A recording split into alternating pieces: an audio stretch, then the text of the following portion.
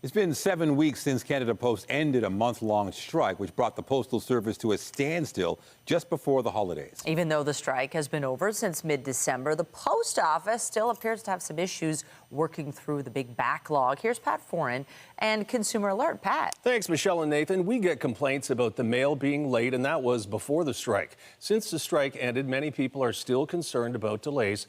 We decided to conduct a test to see how long it would take for letters to be delivered to different parts of the country. Canada Post went on strike in mid-November, and mail and parcel service came to a stop until workers were ordered back on the job December 17th. There was a huge backlog, and while the post office says it's getting back on track, many Canadians have noticed delays in receiving their mail. CTV News decided to conduct an experiment.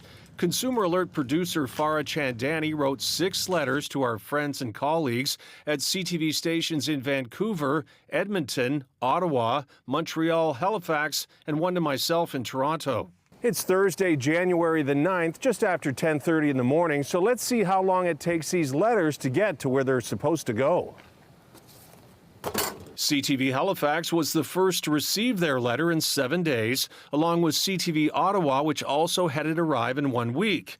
Next was CTV Edmonton, which received their letter in 9 days. Even though my letter was mailed in the GTA, it took 12 days for me to receive it in Toronto. CTV Vancouver didn't receive their letter until 19 days later, and CTV Montreal is still waiting for theirs. They have yet to receive it.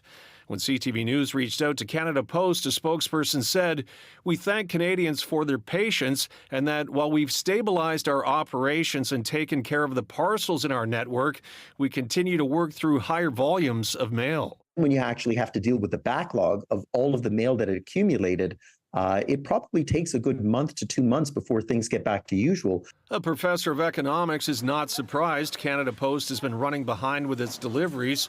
Moshe Lander says despite fewer Canadians using the Postal Service, it continues to struggle to deliver mail in a timely manner. Canada Post is in terminal decline.